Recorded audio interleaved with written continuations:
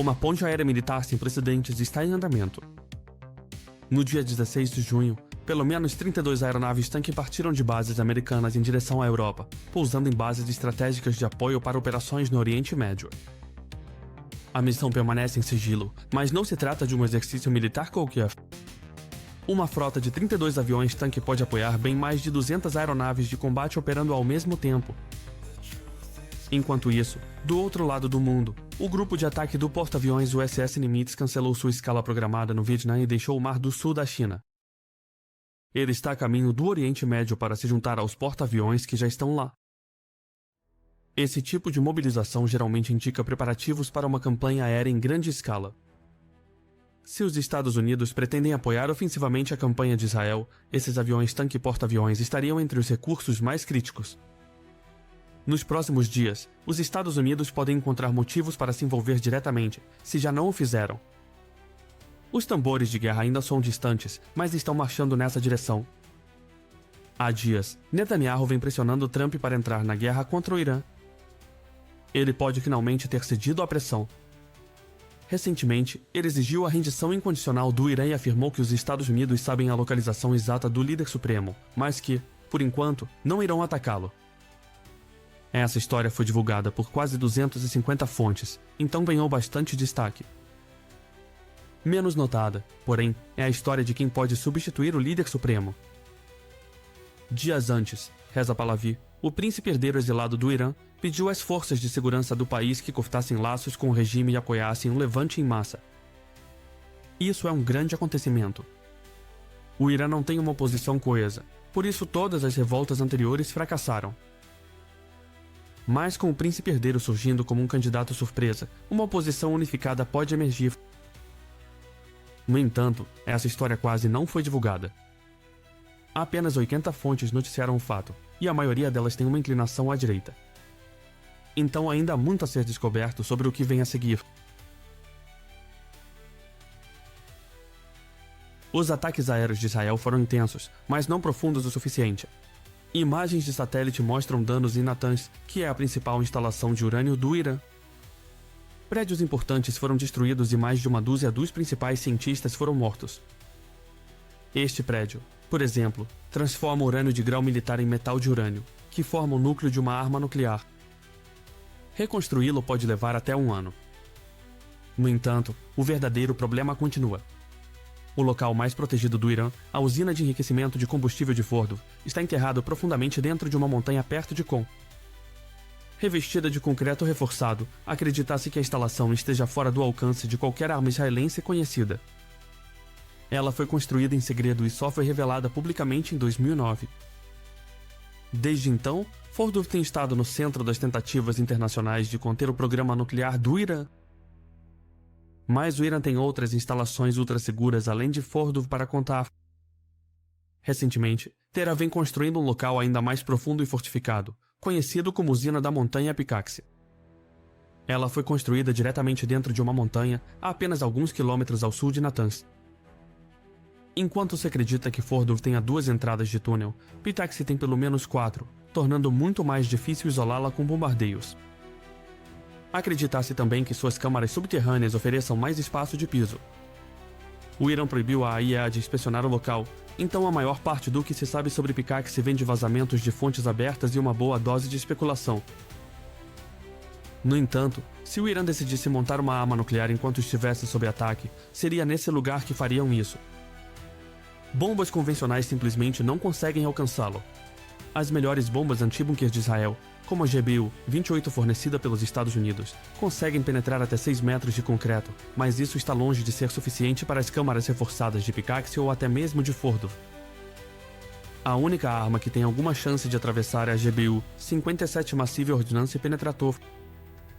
Essa bomba de 13 mil quilos pode atravessar 61 metros de concreto.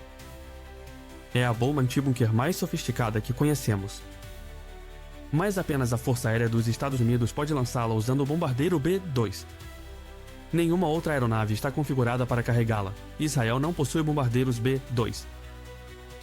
Portanto, para destruir o programa nuclear do Irã, Natanz, Fordow e Picaxe terão que ser eliminados, e só os Estados Unidos podem apertar o gatilho.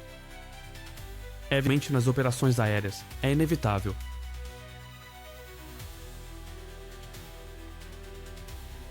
A maioria das aeronaves tanque dos Estados Unidos pousou na Itália, Espanha e Alemanha, em bases que normalmente servem como pontos de partida para operações no Oriente Médio. A base aérea de Morón, na Espanha, é um desses exemplos. É um local onde aeronaves tanques se especializam em decolar para reabastecer bombardeiros B-2 no ar. Fazer isso permite que os bombardeiros continuem voando até o Oriente Médio para realizar ataques. Então, o que estamos vendo é a formação de um corredor aéreo projetado para sustentar um ataque prolongado.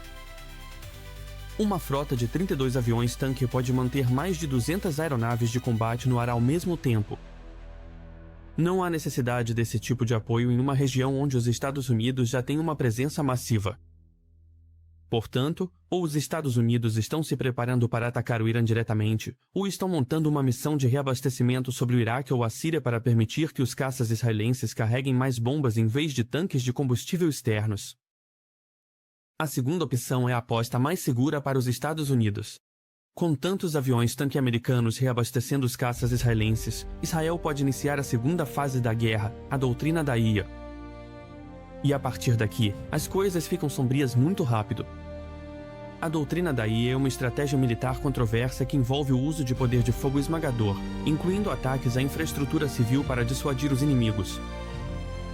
Ela recebe o nome de um subúrbio de Beirute que foi fortemente bombardeado durante a Guerra do Líbano em 2006.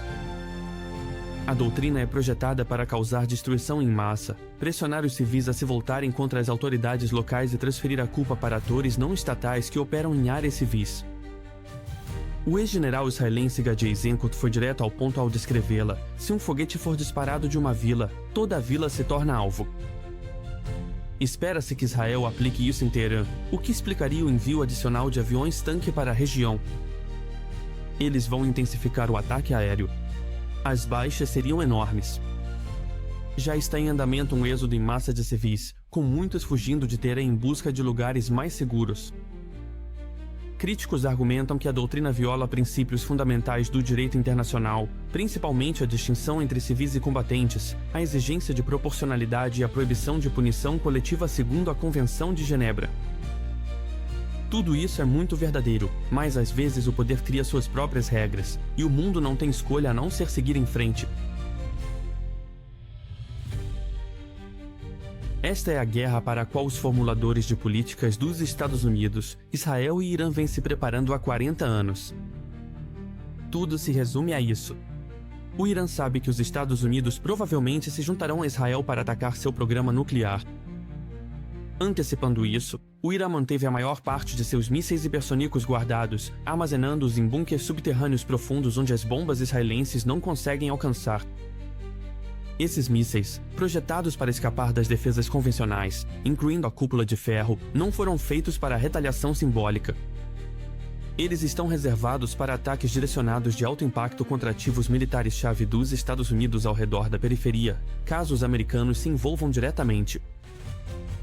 A estratégia do Irã pode incluir bases militares como a Base Aérea da Força Aérea Britânica, a Crotiri, e a Base Aérea Andrés Papandreou, ambas no Chipre.